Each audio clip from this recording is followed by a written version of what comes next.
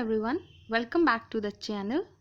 Today the topic we are going to discuss is job analysis. In this we will be covering meaning and techniques.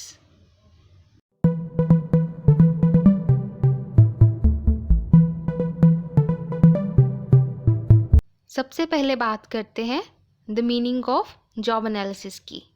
कहा जाता है job analysis वो process है जो एक job की ड्यूटीज़ और रिस्पॉन्सिबिलिटीज़ डिफाइन करता है और जो भी इंफॉर्मेशन होती है related to various factors about job उसको भी कलेक्ट किया जाता है, कंपाइल किया जाता है to determine work conditions, nature of work and qualities of person जो एम्प्लॉय करना है जॉब में, and position of job, opportunities available and authorities and privileges to be given on job, etc.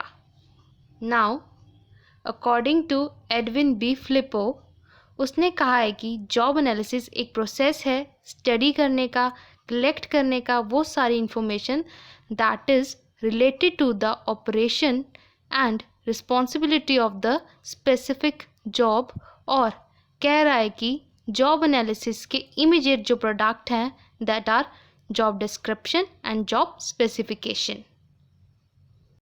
अब आगे बात करते हैं about the techniques of job analysis, जिसमें सबसे पहला है ऑब्जर्वेशन मेथड। ये method practical and reliable technique है सारी इंफॉर्मेशन कलेक्ट करने की regarding the job through personal observation of work performed, और ऑब्जर्व करने के बाद इसको डिस्कस किया जाता है जॉब के सुपरवाइज़र के साथ। जो एनालिस्ट है वो जो ऑलरेडी जॉब पे वर्कर्स हैं उनसे क्वेश्चन पूछ सकता है, पूरी और यूज़फुल इंफॉर्मेशन जो है वो कलेक्ट कर सकते हैं थ्रू दिस टेक्निक। ये टेक्निक उस जॉब में यूज़ हो सकती है जो सिंपल और रिपीटेटिव नेचर की हो, और इस टेक्निक को बहुत सारे केसेस में अप्रोच किया जाता है। Second method is interview method. Job analyst interview को एज प्राइम मेथड यूज़ करता है टू कलेक्ट डेटा। वो कंसर्न्ड सुपरवाइज़र या वर्कर को अपने कॉन्टैक्ट में लेते हैं और उनसे क्वेश्चन पूछते हैं about jobs performed by them so that he can collect data.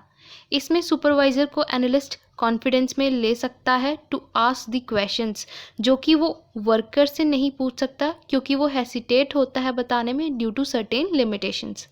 Interview technique सभी डाउट्स और सस्पिशंस को डिस्पेल करती है, और इंटरव्यू करते टाइम ध्यान होना चाहिए कि हम पोजीशन की स्टडी कर रहे हैं, ना कि उस पोजीशन पे जो वर्कर काम कर रहा है उसकी स्टडी नहीं कर रहे।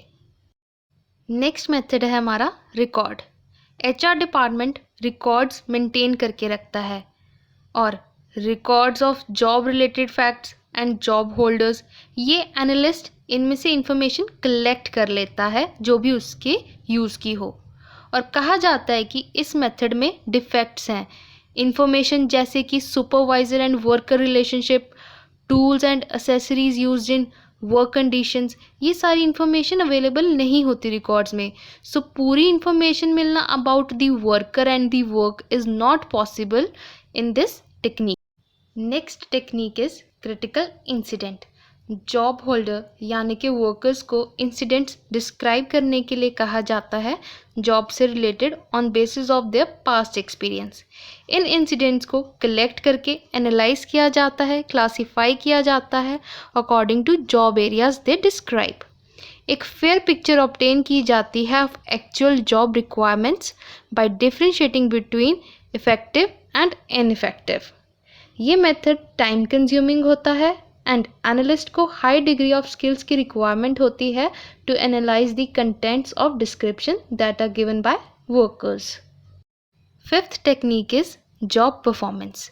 इस मेथड में जॉब एनालिस्ट एक्चुअल में जॉब परफॉर्म करते हैं so that they can obtain first hand experience of actual test, physical and social demands of environment of jobs.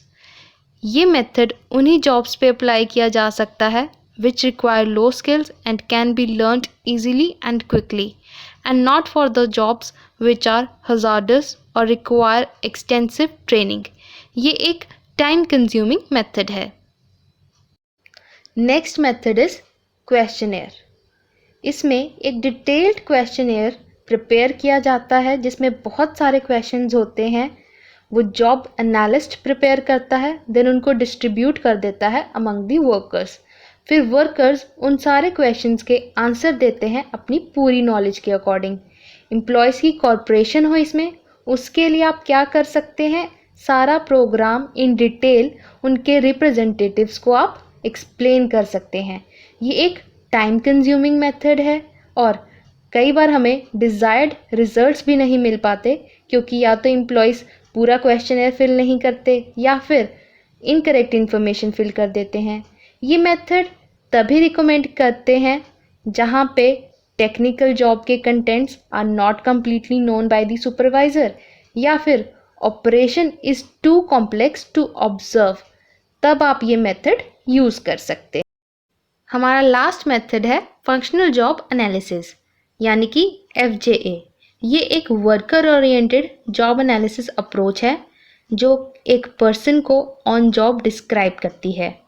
ये एग्जामिन करती है फंडामेंटल कंपोनेंट्स को जैसे कि data, people and things. Now further there are total 4 main dimensions which are rated under this method। सबसे पहले है कि क्या language and verbal facilities required है उस जॉब को परफॉर्म करने के लिए। दूसरा वो कहता है कि क्या मैथमेटिकल एबिलिटीज़ हमें चाहिए ताकि हम उस जॉब को कर सकें।